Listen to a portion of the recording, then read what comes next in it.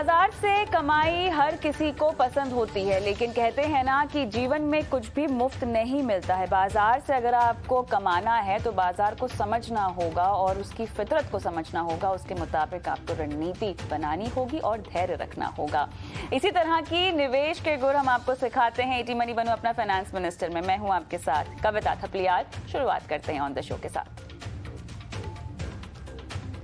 Term insurance कितने तरह के हैं, कैसे तय करें कौन सा टर्म प्लान है आपके लिए सही, बताएगा आपको आज इटी मनी बनो अपना finance minister. National pension scheme यानी एनपीएस में क्या है एक्टिव और ऑटो चॉइस। आज लगेगी एनपीएस की पाठशाला।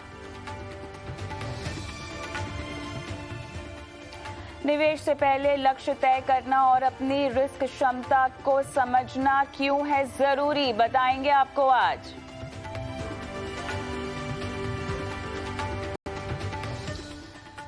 साथ ही बताएंगे कैसे बनाएं एक संतुलित निवेश पोर्टफोलियो। निवेश, insurance, credit card, loan, crypto currency से जुड़े सवाल आप हमसे पूछ सकते हैं। आपको एक व्हाट्सएप नंबर हम बता देते हैं जहां पर हमें आप इंतजार रहता आपके सवालों का। 9619873567 ये वो नंबर है जहां पर हम आपके सवाल शो में शामिल करते हैं।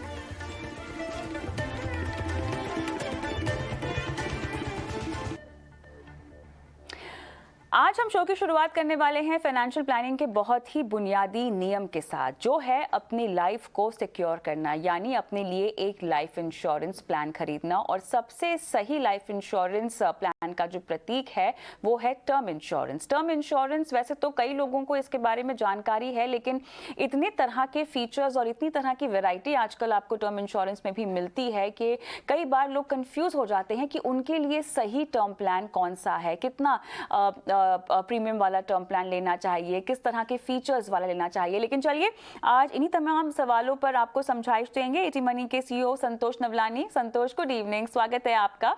और टर्म इंश्योरेंस जो कि एक बहुत ही बुनियादी ज़रूरत है, इस पर आज हम बात करेंगे। तो मैं आपसे ये पूछूं कितने तरह के टर्म इंश्योरेंस आजकल अवेलेबल हैं, उससे पहले एक छोटी सी एक्सप्लेनेशन, टर्म इंश्योरेंस ज़रूरी क्यों है?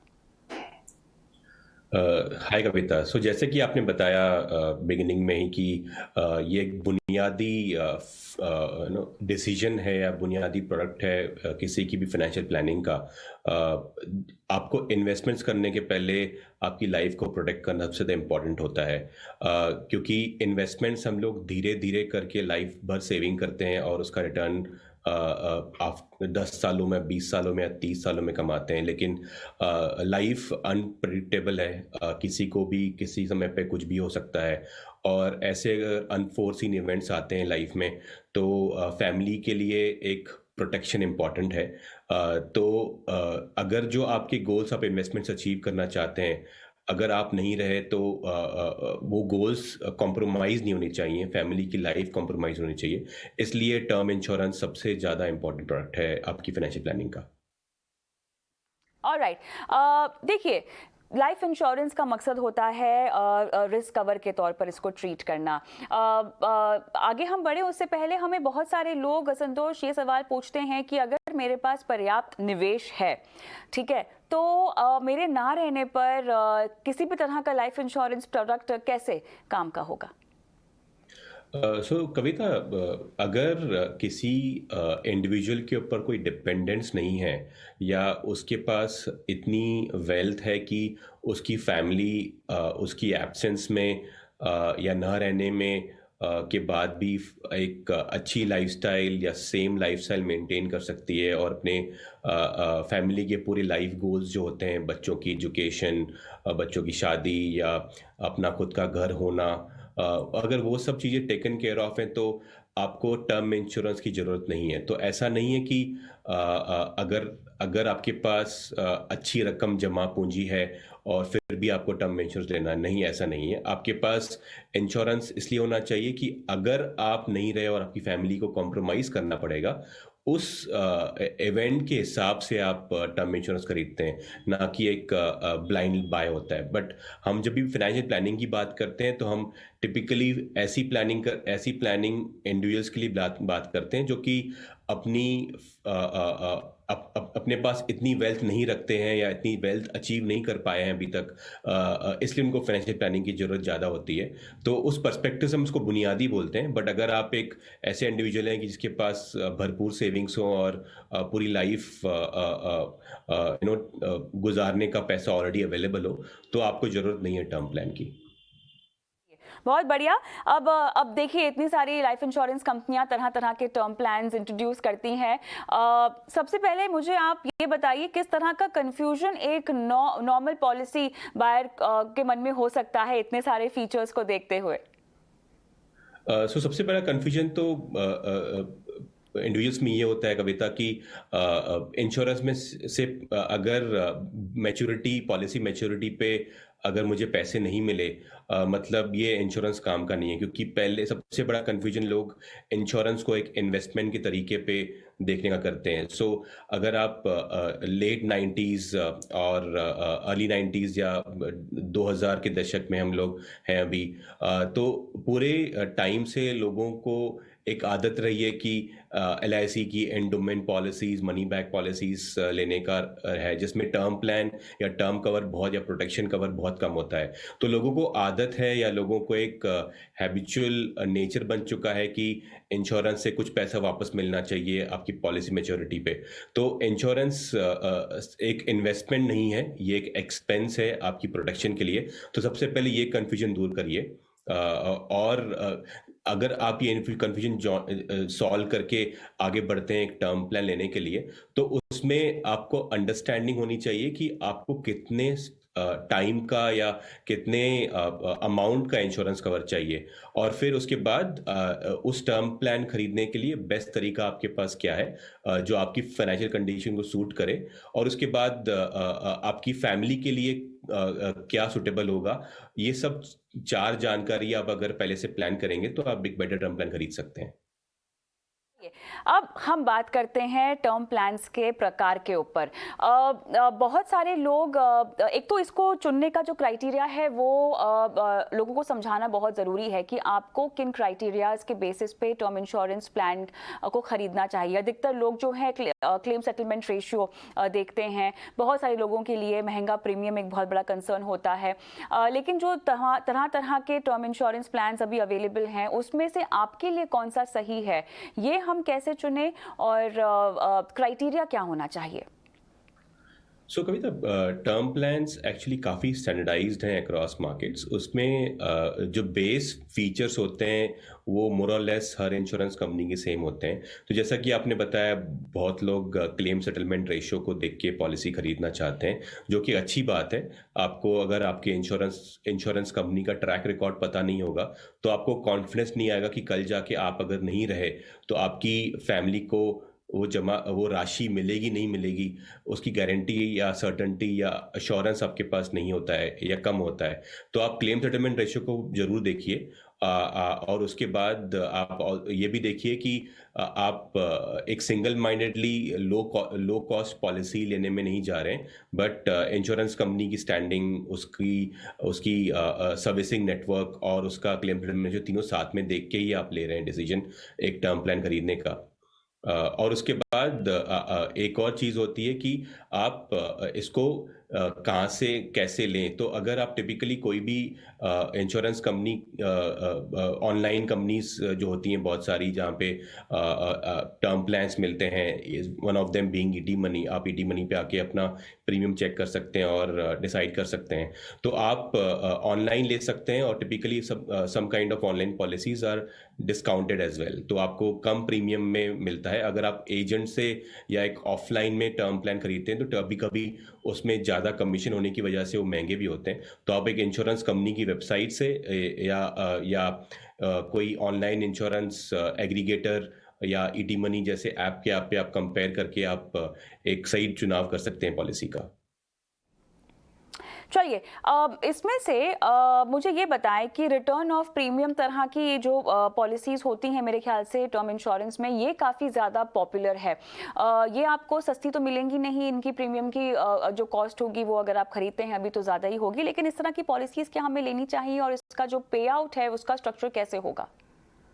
सो कविता, सम टर्म प्लान सबसे ज़्यादा सिंपल इंश्योरेंस प्रोडक्ट है। तो आप अगर इसको कॉम्प्लिकेट करेंगे तो आप टिपिकली गलत डिसीजंस लेंगे। एक ऐसा गलत decision return of premium policy खरीदना होगा।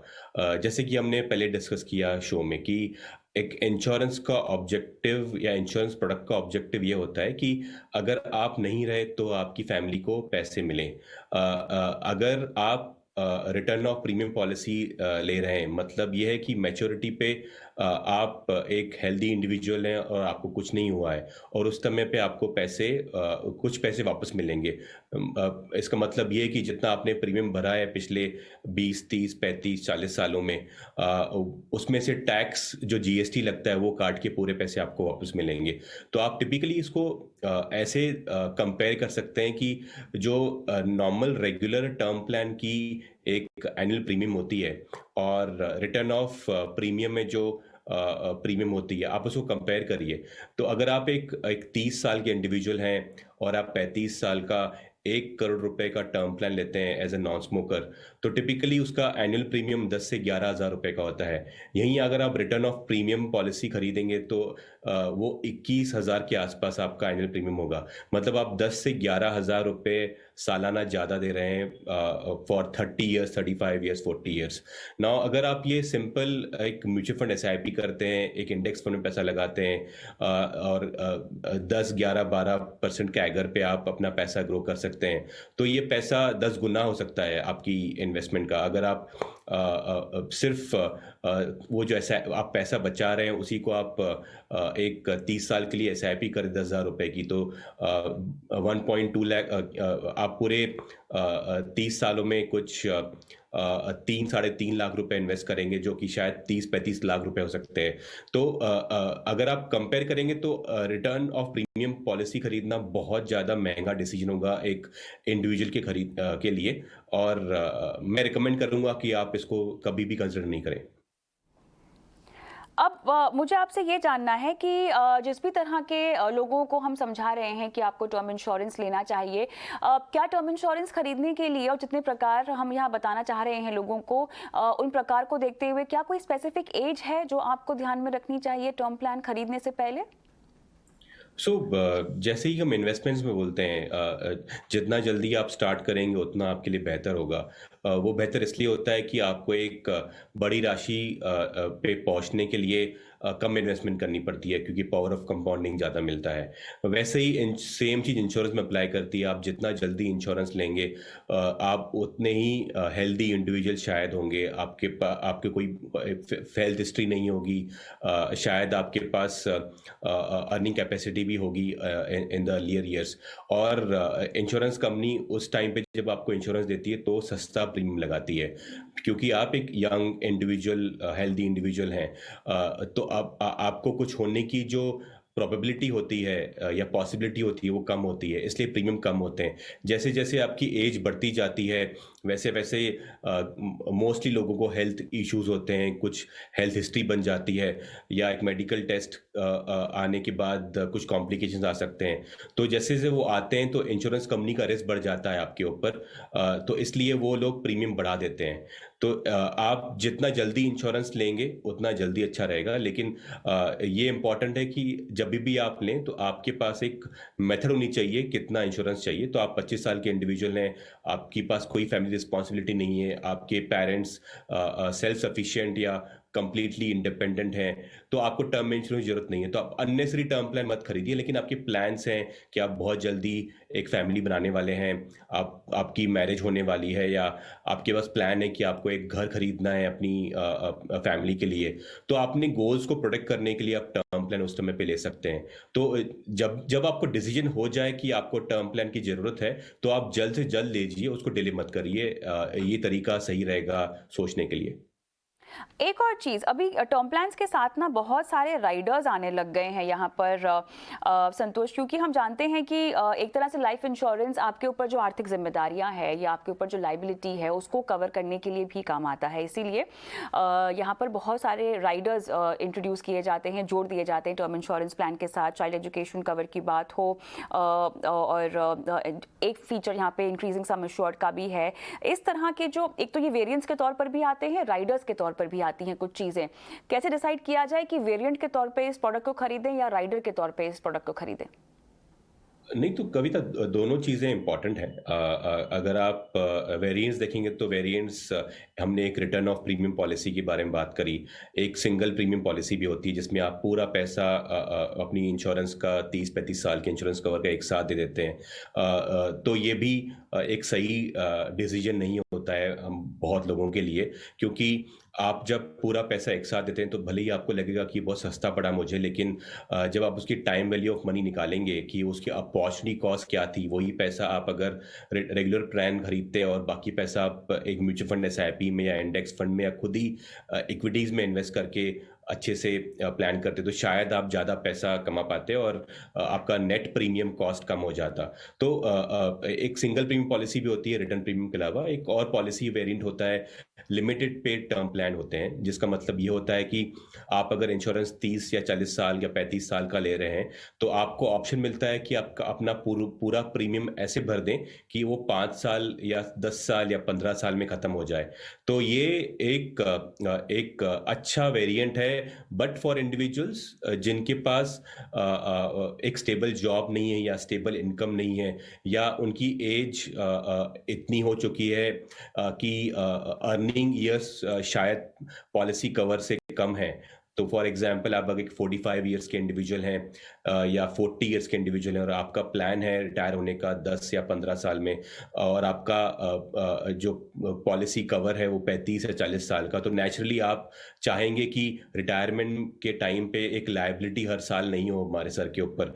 तो उन लोगों के लिए लिमिटेड प्रीमियम प्लान एक अच्छा तरीका हो सकता है। लेकिन अगर आप ऐसे इंडिविजुअल जो आपके पास पैसा काफ़ी जमा है, आपके पास अच्छी वेल्थ है जो इजीली आप अफोर्ड कर सकते हैं, तो उस समय पे भी आप लिमिटेड पे टर्म प्लान मत खरीदिए। तो लिमिटेड पे टर्म प्लान अनप्रेडिक्टेबल इनकम या अनस्टेबल जॉब्स या एक रिटायरमेंट की प्लानिंग है और सेविंग्स इनफ नहीं है, उन चीज़ों के लिए इंपॉर्टेंट है, अदरवाइज नो।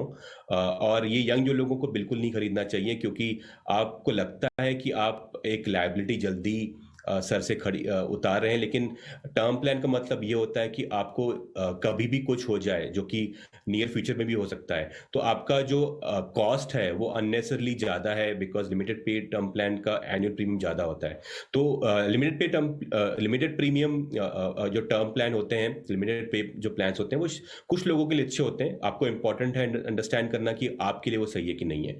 तो ये वेरिएंट्स पॉलिसी खरीदते वक्त हैं। मल्टीपल वेरिएंट्स ये भी अवेलेबल होते हैं कि जब आप पॉलिसी का maturity amount on death benefit family को मिलता है, तो उसमें ऑप्शंस मिलते हैं कि आपको एक इनकम प्लान चाहिए, कि आपको पूरा पैसा एक साथ चाहिए, या आपको मंथली इंस्टॉलमेंट्स में पैसा चाहिए। तो वो भी एक अच्छे वेरिएंट्स हैं अगर आपकी फैमिली ऐसी है कि आपको लगता है कि उनके पास कैपेबिलिटी नहीं है खुद के फाइनेंशियल डिसीजन या इन्वेस्टमेंट डिसीजन लेने का, क्योंकि बहुत बड़ी राशि एक साथ हाथ में आने के बाद हम कुछ मिस्टेक्स भी कर सकते हैं। तो आप as a individual option choose कर सकते हैं कि आपकी फैमिली को कुछ लमसम और बाकी इक्वेटेड मंथली इंस्टॉलमेंट्स, या हर साल थोड़ा बढ़ता हुआ 10 से 15% एनुअल और मंथली इंस्टॉलमेंट्स, या फिर पूरा लमसम एक साथ आ जाए और आपकी फैमिली इन्वेस्ट कर सकती है। तो ये ऑप्शंस काफ़ी फ़ायदेमंद हैं। आप अपनी फैमिली की के हिसाब से ये डिसीजन ले सकते हैं। बाकी आपने जो राइडर्स के बारे में पूछा,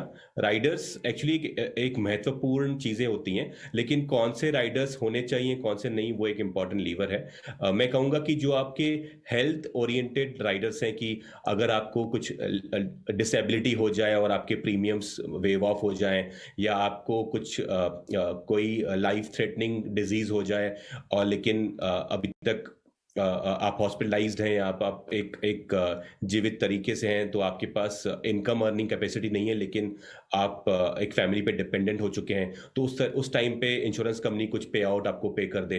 तो ये 2 राइडर्स ठीक होते हैं, लेकिन अगर आप एक चाइल्ड प्लान का राइडर ऐड करें तो सही नहीं होगा। आप एक चाइल्ड इंश्योरेंस प्लान के हिसाब से खुद का एक टर्म प्लान बनाइए, जो कि आप अपने दिमाग में रखेंगे कि ये इंश्योरेंस पॉलिसी मेरे चिल्ड्रन एजुकेशन के लिए। और जैसे ही आपका चिल्ड्रन एजुकेशन पूरा हो जाता है, एजुकेशन गोल पूरा हो जाता है, तो आप पॉलिसी डिसकंटिन्यू भी कर सकते हैं और पैसे बचा सकते हैं। चलिए, मेरे ख्याल से टर्म इंश्योरेंस को लेकर जितने बुनियादी सवाल होते हैं, बेसिक सवाल होते हैं एक निवेशक या पॉलिसी होल्डर या खरीदार के मन में, उसको आपने दूर करने की पूरी कोशिश की है। समझाइश की तरफ से काफ़ी बारीकी से हमने बात की। संतोष, बहुत बहुत धन्यवाद, आपने समय निकाला टर्म इंश्योरेंस को लेकर तमाम